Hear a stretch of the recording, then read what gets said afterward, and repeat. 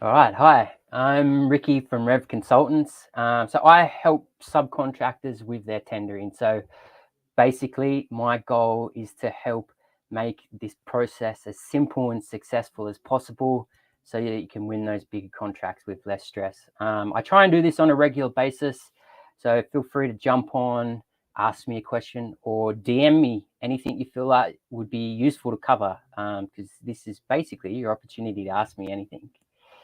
Okay, so this week's topic that I've chosen for discussions is what you can do at tender stage to reduce the risk of clients going insolvent, in effect, obviously not getting paid as a result. So I follow the construction news, and if you do too, recently for the last couple of years, it seems like every other day this is happening.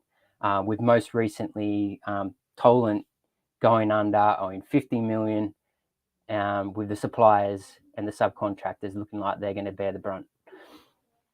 So I have two main points on this that I want to start off with. So firstly, a really important thing for subcontractors, in my view, is that they should be interviewing and vetting clients. It shouldn't just be clients vetting contractors. Now, we know main contractors do that with subcontractors.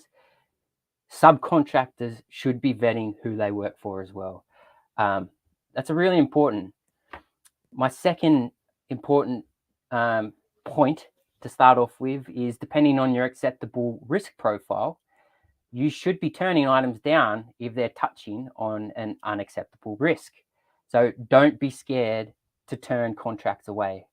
Pick and choose your battles, basically, and it's not a bad thing or to turn work down if it's unacceptable risk.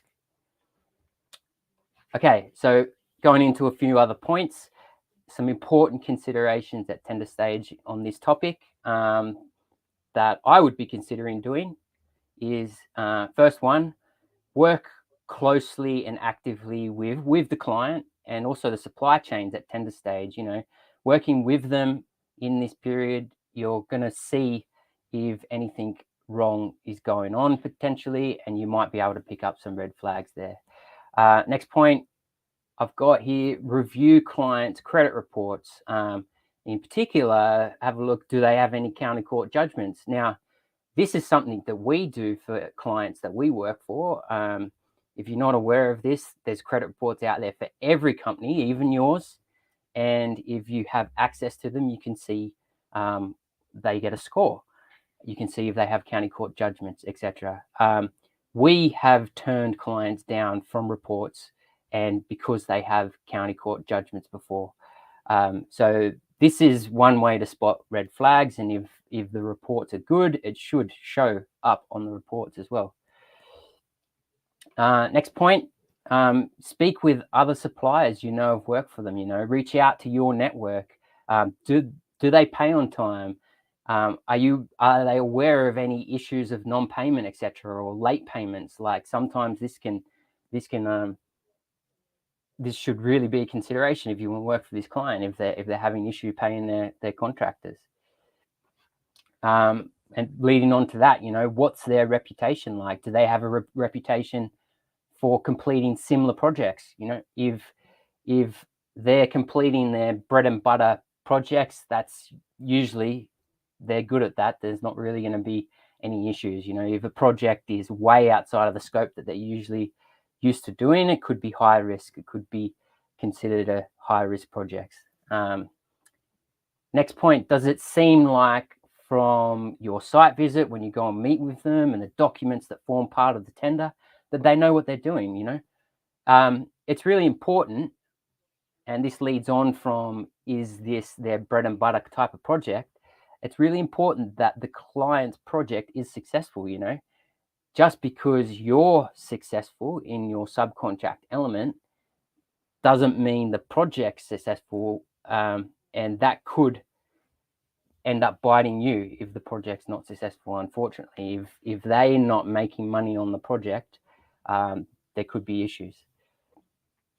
Another thing that you can do is you can reposition yourself to target more resilient sectors of the construction industry, which, they demonstrate long-term stability. So the core types of construction you might want to focus on, if you don't have a higher risk profile at the time. These are projects that everyone are kind of used to building, and they're more likely to be successful, reducing your risk in this case.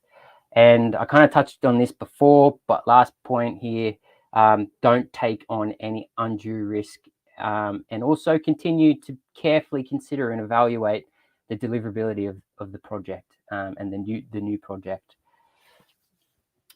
Okay, so when I train clients through my tender training on putting together stronger tenders, this vetting the client during the tender it's a part of the approach. It's risk mitigation. Unfortunately, but there's not a bulletproof answer to avoiding this.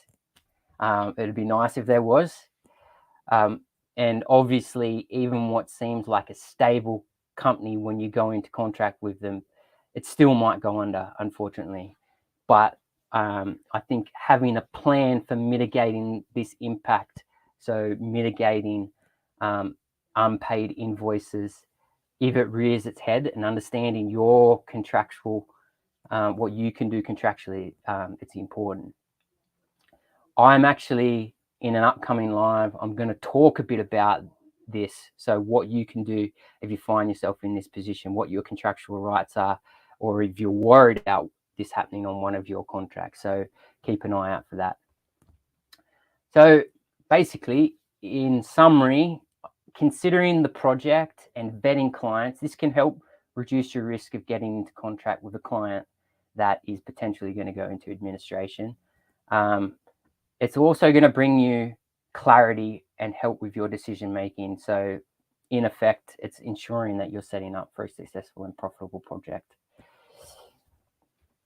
Okay, that's it for today. I'm going to try and do these on a more regular basis, so stay tuned for my next live, from another impactful tendering topic. Check out my LinkedIn bio. You can book a call to have a chat with me if you want to talk about your tendering. Yeah, that's it. Thank you, and see you again soon.